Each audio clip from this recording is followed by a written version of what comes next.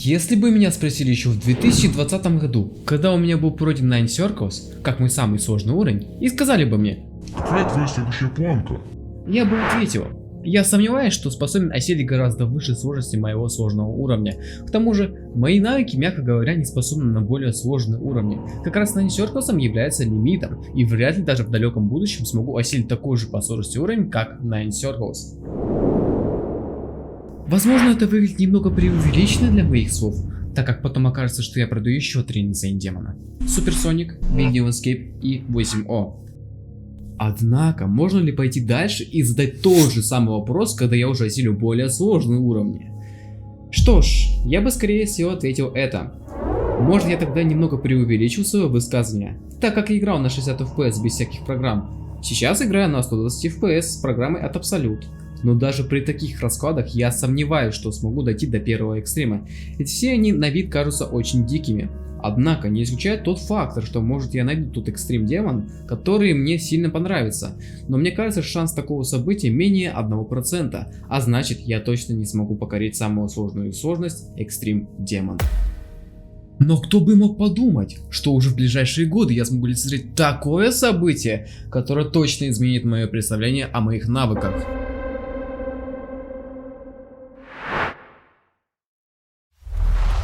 Экстрим демон. Какое понятие имеет для вас? Может, это означает самая сложная сложность в игре? Или это понятие связано с самыми сложными уровнями, которые осилил человек? А возможно, такая формулировка является пустым отголоском на фоне нынешних уровней, и нужно создать другие названия для очень сложных уровней? Как бы то ни было, для игрока это является первой ступенью для проявления значительного опыта. У каждого игрока свой путь к первому экстрим демону. Например, раньше новички проходили в качестве первого экстрима Катаклизм или Deception Dive. Сейчас все изменилось. Теперь мало того, что новички выбирают чуть ли не малоизвестные экстримы, так еще и делают большие прыжки. Например, Вакчи Чейн смог сделать невообразимое. Он сделал прыжок с Forsaken Neo до The Rapture. Только вдумайтесь, какая-то большая разница между обычным хард-демоном и нереально сложным экстрим-демоном. А ведь он мог сдаться в любой момент, ибо попытки перевалили за 600 тысяч. C'est bon. J'ai beat the rupture. J'ai beat the rupture. Non, non. Получается, что новички действительно способны на нечто больше, чем просто экстрим. По крайней мере, у всех есть такая возможность. Всем привет, с вами ChangePlay. Хочу в этом видео рассказать вам о моей первой ступеньке опыта, которую я смог получить. Хоть моя история не будет выделяться большими прыжками и сложными экстримами, но какая-то уникальность все же присутствует. Поэтому всем приятного просмотра, мы начинаем. Так. Сейчас я временно приостановлю вступление, потому что хочу вам сообщить кое-что. С момента последнего ролика прошло довольно много времени. И вот однажды я сказал, что было бы неплохо сделать вам какой-нибудь подарок в честь 750 подписчиков. Но я так не смог ничего придумать. Да и юбилей прошел довольно быстро после такого долгого отсутствия. Но Яро смог сделать вам подарок. Он заказал мне новое вступление. И хочу сильно поблагодарить за это. Но больше всего хочется поблагодарить конкретно вас. Именно вы сделали для меня невероятный подарок, к которому я шел на протяжении 5 лет. Огромное вам спасибо за такой юбилей. Я сильно вам благодарен такому. Ну а мы приступаем к ролику. Еще раз приятного просмотра.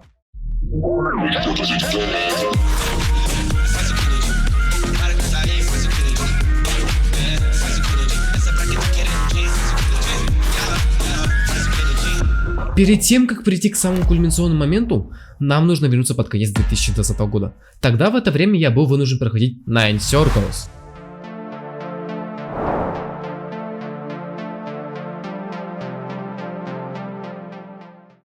На само прохождение мне пришлось преодолеть временной путь в размере 2 лет. То есть, если буквально воспринять такой срок, то, следовательно, первая практика уровня произошла еще в далеком 2018 году. Для меня такие большие сроки в то время нарушали обычаи, ведь даже если учитывать не очень большие сроки на других уровнях, то я бы быстро сломался. Но почему тогда это не произошло с Nine Circles? Да просто потому, что если учитывать все факторы, например, насколько классная музыка, то победа вполне была бы ожидаемым явлением. Не сказать бы, что сам уровень для меня дался легко, так как на уровень было потрачено ни много ни мало около 4000 попыток. но поскольку тогда для меня этот уровень считался необычным, то я мог бы потерпеть некоторые неудобства. Хоть эти неприятности давали мне отпор, я все же смог сделать пусть и не первый, но важный шаг на своем пути. И вот казалось, теперь можно выдохнуть после такого испытания. Но вместо того, чтобы взять какой-нибудь легкий уровень и идти наслаждаться им, я хочу взобраться на новый этап сложности и решаюсь для этого взять Супер Соник.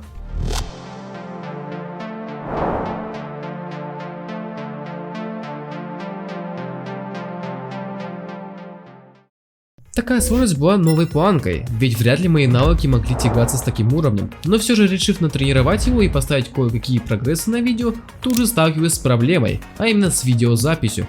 Дело в том, что ролик в случайных местах просто подвисал. Это напрямую было связано с тем, что я играл на 120 FPS. Ведь при 60 FPS все было гладко, а как раз из-за повышенных кадров, которые не мог нормально обрабатывать компьютер, были проблемы, связанные с мотивацией. Разумеется, я мог бы исправить это положение, а именно играть как раньше на 60 FPS. Но если я бы выбрал такое решение, то точно потратил немало сил и нервов, так как я с трудом доходил до половины уровня, теряя так быстрее мотивацию. Уже тогда я смирился, что не смогу это сделать на видео, и начал делать это все на более высоких FPS. И у меня есть предположение, что если я не поставил тогда 120 FPS, то тогда я бы не просто не смог пройти, а вообще бы не пытался пройти что-то выше такой сложности. Как и с Nine Circus были свои элементы, которые давали толчок к прохождению. Ну а самое главное, уровень дал мне свободу через 7000 попыток, что практически в 2 раза больше попыток, чем на Nine Circus. Но перед прохождением первого Extreme демона я решаюсь принять еще 2 испытания на себя. Это Video Escape и 8O. Ничего не могу особенного подметить в этих двух уровнях, ну кроме этих фактов, которые вы сейчас видите на экране. Но вот что самое интересное. После всех этих долгожданных событий я не знал, куда держать курс. Ведь список мог бы достигать довольно больших масштабов и вызывал одновременно страх перед неизвестностью и покой перед большим выбором. Из-за этих двух состояний я брал совершенно случайные уровни, которые нравились по разным причинам. И так могу продолжаться очень долго, пока я не дошел до Аку.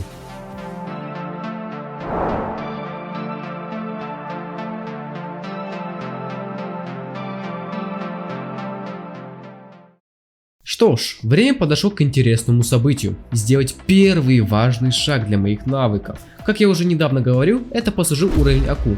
Прогрессы шли в своем темпе, и каждый раз, когда я все дальше отодвигал контрольную точку от финиша, то больше настигало волнение. Но это мне не помешало поставить с 26 до 100%. Как раз из-за такого внушительного прогресса для меня это послужил как стимул транслировать свое прохождение. Кажется, что оставалось потренировать только начало, и можно уже будет засчитывать свой первый экстрим демон.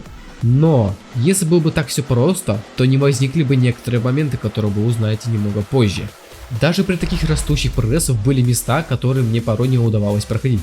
Причем причина, возможно, послужила в неуверенности, так как в контрольных точках я проходил определенную часть довольно-таки хорошо, в отличие, если бы я играл с самого начала. Но не только это событие было необычное. Можно еще подметить то, что в программе Megahack от Absolute я использовал кое-какую функцию, а именно NoClip Accuracy. Она предназначена для того, чтобы измерить вашу точность прохождения уровня, а в конце показать, насколько вы хорошо прошли, где показатель в 100% является полным прохождением без каких-либо задеваний препятствий. Кажется, все логично, но есть одно важное но. Если бы не эта функция, то не произошло бы такое событие, от которого мне было тогда не по себе. Ведь тогда я поставил эти 100% с этой функцией, что является полным, а самое главное, честным прохождением уровня. Но в действительности это была неофициальная победа, из-за того, что это была пройдена копия уровня, и тем более без какой-либо фиксации, поэтому в каком-то плане уровень был отложен на неизвестный мне срок.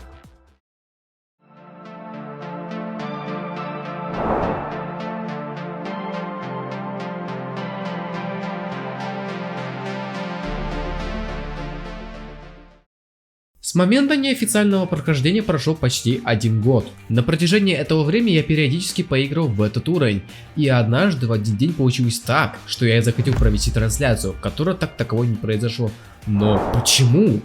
А все дело в том, что перед трансляцией я решаюсь поделать хоть какие-нибудь прогрессы, чтобы я разогрелся и смог вспомнить весь уровень. И поначалу все идет как обычно, пока не начинаю играть с самого нуля.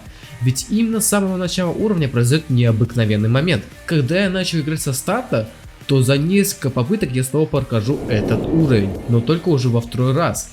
Немыслимое событие для меня. Тогда всех кроме меня осенило, что в теории я смогу это сделать еще раз. но уже только с записью. Я еще тогда понимал, насколько это абсурдно. Не верю в такой исход событий, чтобы я смог пройти еще один раз. Да, еще за один день. Но все же попробовать было бы лучшим вариантом, чем вообще не попробовать. И когда я все же включил эту запись, то случилось то, что должно было произойти еще 1 год назад.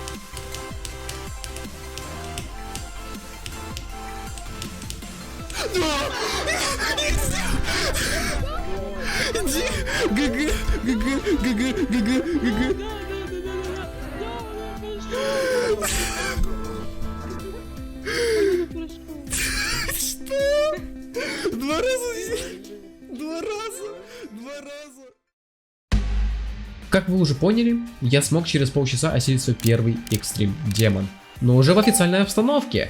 Это действительно важное событие, которое точно меняет твое представление на твои навыки. И пусть даже на прохождение ушло больше года и более 10 тысяч попыток, эти старания рано или поздно купятся, если не сдаваться. И вот кажется, что на этой ноте можно было бы завершить ролик. Но есть еще кое-какое событие, которое тоже по-своему уникально.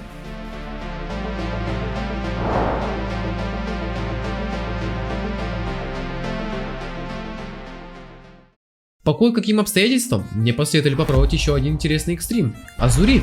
Для меня этот уровень был тоже классным, и следовательно я начал его понемногу тренировать.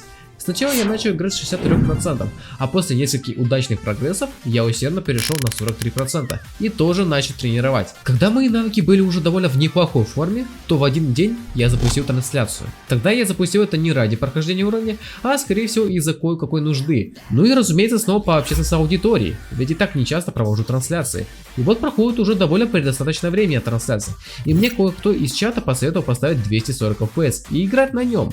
Сначала я сопротивлялся этой идее, но позже меня все же убедили поставить. Тогда я слабо верил, что если увеличить в 2 раза FPS, будет ли вообще какая-то польза. Однако, когда я поставил рекорд в целых 89%, то я понял, что есть кое-какие шансы на прохождение, и на мое удивление, это действительно стало реальностью.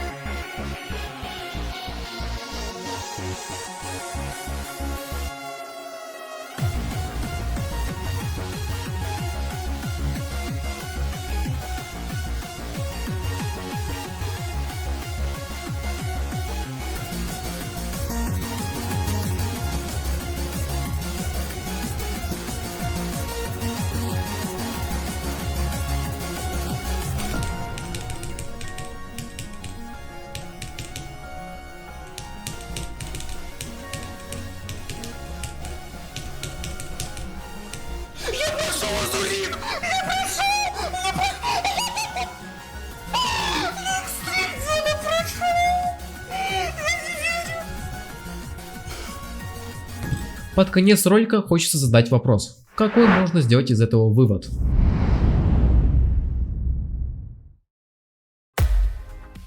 Каждый вывод будет разный, но лично от себя хочу заявить, что в каждой истории есть свои сложности и преграды, которые будут тебя поджидать, ведь вряд ли возможно добиться легким способом, если вообще возможно. Порой бывают такие моменты, когда выгоднее отложить все на потом, чтобы снова прийти с новыми силами. Однако не нужно забывать о том, что последствия того или иного действия может принести как и положительный, так и отрицательный результат, а возможно все это одновременно.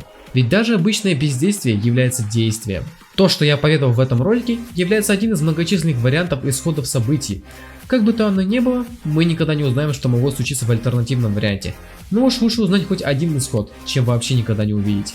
Надеюсь, вам понравилось мое непривычное повествование и подача ролика, даже для столь такой банальной идеи. Я невероятно благодарен вашей отдаче. Думаю, без этого я вряд ли бы рассказал вам свою историю. Спасибо за просмотр, с вами был Change Play и до скорого!